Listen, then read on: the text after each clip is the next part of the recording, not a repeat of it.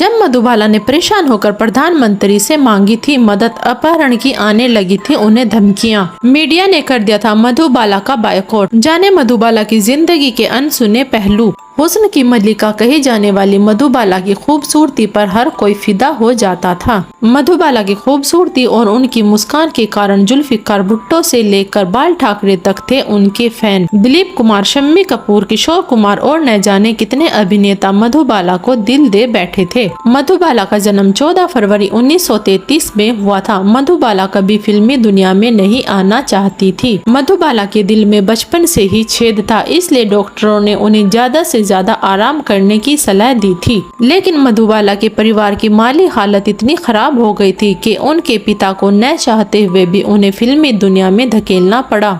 मधुबाला के पिता लाहौर के इंपीरियल टबैको कंपनी में काम किया करते थे। उनकी नौकरी छूट गई तो पूरा परिवार दिल्ली छोड़कर मुंबई आ गया, जिसके बाद मधुबाला के पिता को उम्मीद थी कि मधुबाला को फिल्म इंडस्ट्री में काम मिल जाएगा। उस वक्त मधुबाला की उम्र सिर्फ 6 साल थी। 6 साल की उम्र में 11 बहन भाइयों के परिवार में मधुबाला अकेली कमाने वाली थी। मधुबाला को फिल्म इंडस्ट्री में काम मिलना शुरू हो गया। मधुबाला की खूबसूरत मुस्कान देखकर हर कोई उन पर फिदा हो जाता था। फिल्म जर्नलिस्ट अजय कुमार शर्मा अपनी किताब बॉलीवुड के अनकहे किस्से में लिखते हैं कि मधुबाला के लिए फिल्मों के कॉन्ट्रैक्ट ज्यादातर उनके पिता अताउल्ला खान ही साइन किया करते थे, जो बहुत जिद्दी और मुंह फट थे। उनके कॉन्ट्रैक्ट में एक खास बात यह होती थी कि सेट पर कोई भी बाहर का आदमी प्रवेश नहीं करेगा। लेकिन एक बार यह शर्त थी उनके लिए परेशानी का कारण बन गई थी। साल 1950 में आई फिल्म निराला में मधुबाला, देवानंद और मजहर खान ने मुख्य भूमिका की थी। एक दिन मजहर खान ने अपने कुछ दोस्तों को शूटिंग देखने के लिए बुला लिया। उन्हें मधुबाला के कॉन्ट्रैक्ट से जुड़ी शर्त के बारे में जानकारी नहीं थी। जब अताउल्ला खान को मजहर खान के मेहमानों के बारे में पता चला तो वह गुस्से में तिल मिला उठे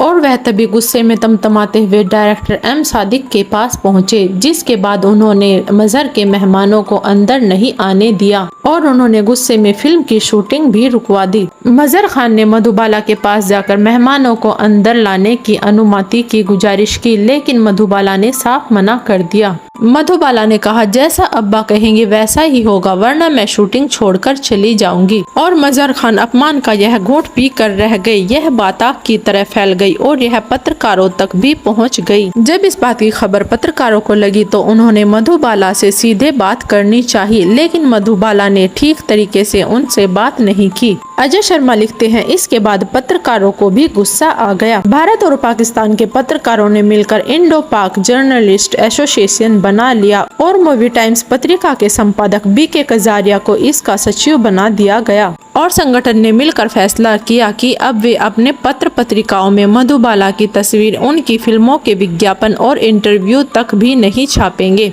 जब तक कि अताउल्ला खान और मधुबाला पत्रकारों से माफी न मांग लें।